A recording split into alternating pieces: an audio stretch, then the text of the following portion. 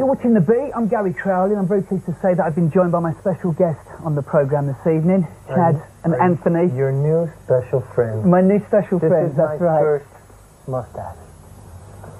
This is my Shaggy from Scooby-Doo log. Unfortunately, it just grows in full patches, in parts. Oh, you are Shaggy. Thank you. I can do the walk as well. Can you? Go ahead. I'll do that for you after. Do you want to do it now? Do it now. Okay. You get in this camera.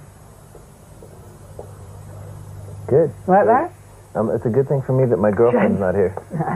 Because she's got a huge crush on Shaggy. You love the shagging of the Shaggy. Really? Yeah, you know why they call him Shaggy. I mean, of course. You know why they call him Shaggy. Well, I always thought of it in a very sort of innocent way. When I was a kid and I started watching that program. It's not the scruff. It's not the scruff. It's not the scruff. Shaggy's named for a good reason.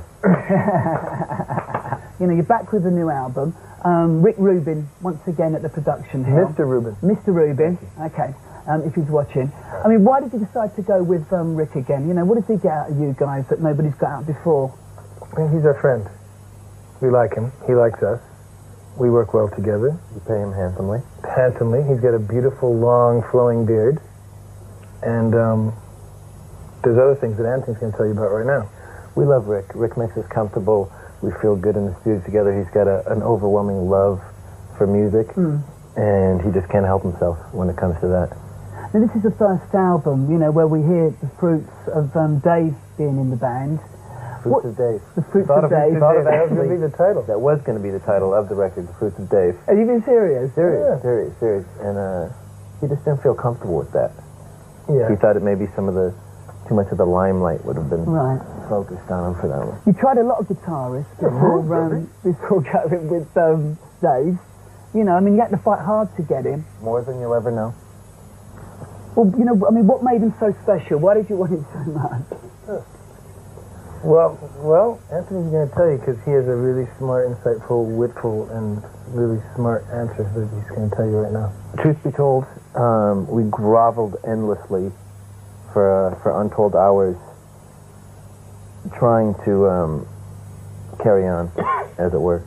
To find another human being that we could make music with, that we could love, that we could befriend, that we could travel around the world with, that we could embrace, and create something brand new with. And it's not an easy thing to do. I think we probably could have auditioned 100 billion guitar players and never found the guitar player.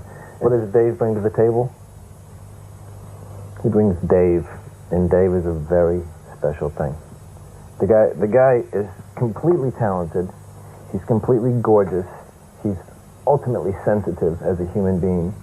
He's a tormented, emotional soul, which, you know, quite often are the ingredients of a really wonderful artist. And he plays guitar. First and foremost, he's a guitar player. What sort of like themes are covered on the album? It's kind of a theme park, really. It's not unlike Disneyland, where you can go into Adventureland, if that's your fancy. Go into Tomorrowland, if you so choose. Pirates of the Caribbean, I always enjoy. Really? Yeah. I like the Jungle Cruise. You know, this record is like a theme park. There's a little something for everybody. What was in your head, though, for instance, you know, when you were writing My Friends? And what were you thinking? I was thinking a lot of things. I was just making a very lucid and intelligent observation about my environment around me and my friends, close and far, that just seemed to really be baking in a casserole of turmoil.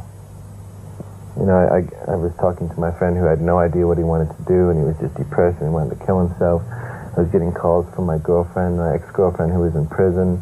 I was thinking about a certain guy that was once a part of a band called Fishbone, who got taken off into a religious sect because he lost his mind and went insane.